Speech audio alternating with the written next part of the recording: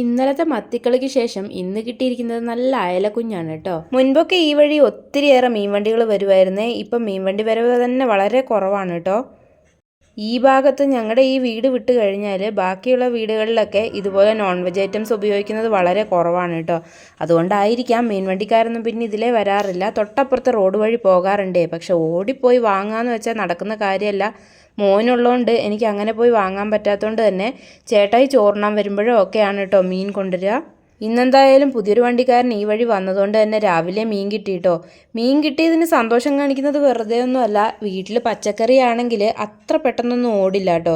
അങ്ങനെ മീനെല്ലാം വെട്ടിത്തേച്ച് കഴുകിയിട്ട് ബാക്കി വന്ന മീൻ കഷ്ണങ്ങളൊക്കെ ഇതാ ലിയോയ്ക്ക് കൊണ്ടുപോയി കൊടുത്തിട്ടുണ്ട്. ഇനി വന്നിട്ട് മീൻ പുരട്ടി വെക്കാൻ പോവുകയാണ്. ഇന്ന് കറിയൊന്നും ആക്കുന്നില്ല, ഇന്നലെ വെച്ച കറി തന്നെ അങ്ങനെ തന്നെ ബാക്കി ഇരിപ്പുണ്ട് കേട്ടോ. അതുകൊണ്ട് ഇന്ന് വറുക്കാനാണ് നോക്കുന്നത്. അയല പൊതുവേ ഇവിടെ ചിലവാകാത്ത സാധനമാണ് കേട്ടോ. അതുകൊണ്ട് തന്നെ ഇന്ന് നോർമൽ മസാലയ്ക്ക് പുറമെ കുറച്ച് വെളുത്തുള്ളിയും ചെറിയുള്ളിയും അതേപോലെ കറിവേപ്പിലയൊക്കെ ഇട്ട് ഒന്നരച്ചെടുത്തതിന് ശേഷം അതും ചേർത്തിട്ടുണ്ട്. അതിന് പുറമെ ഇതാ മുളക് പൊടി, മഞ്ഞൾപ്പൊടി, ഉപ്പ്, നോർമൽ മസാലകളല്ലേ, അവയെല്ലാം ചേർത്തിട്ടുണ്ട് കേട്ടോ. ഇനി ഇതെല്ലാം നന്നായി കൂട്ടി ഇളക്കിയിട്ട് നല്ലപോലെ ഒന്ന് തിരുമ്മി മാറ്റി വെക്കും കേട്ടോ. കുറച്ച് നേരം ഫ്രിഡ്ജിൽ വെച്ചാൽ തന്നെയും നല്ലപോലെ മീനിന് മസാല പിടിക്കുകയെ. അപ്പോൾ അതെല്ലാം മാറ്റി വെച്ചിട്ടുണ്ട്. ഇന്നലെ കൊണ്ടുവന്ന കുറച്ച് ഉള്ളിത്തണ്ട് ഉണ്ടായിരുന്നേ, അപ്പോൾ അതെല്ലാം മുറിച്ചെടുക്കുകയാണ്. ഇതും കൂടെ തോരൻ വെച്ച് കഴിഞ്ഞാൽ നമുക്ക് ഇന്നത്തെ പണി ഫിനിഷ് ചെയ്യാവേ. തേങ്ങയായിട്ടുള്ളൊരു മൽപ്പിടുത്തമാണ് കേട്ടോ. എനിക്ക് തേങ്ങ പൊതിക്കുക എന്ന് പറയുന്നത് വൻ ടാസ്ക്കാണ് കേട്ടോ.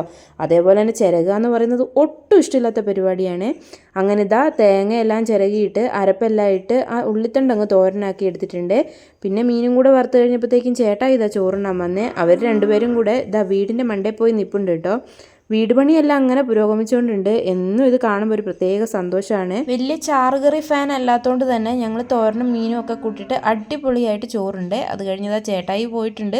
ഇനിയിപ്പോൾ പ്രത്യേകിച്ച് പണികളൊന്നുമില്ല, പണികളെല്ലാം കഴിഞ്ഞുകൊണ്ട് തന്നെ ഇനിയിപ്പോൾ ഫ്രീ ആണ് കേട്ടോ. അപ്പോൾ അടുത്ത വീഡിയോ ആയിട്ട് കാണുന്നവരേക്കും എല്ലാവർക്കും tata bye bye, see U.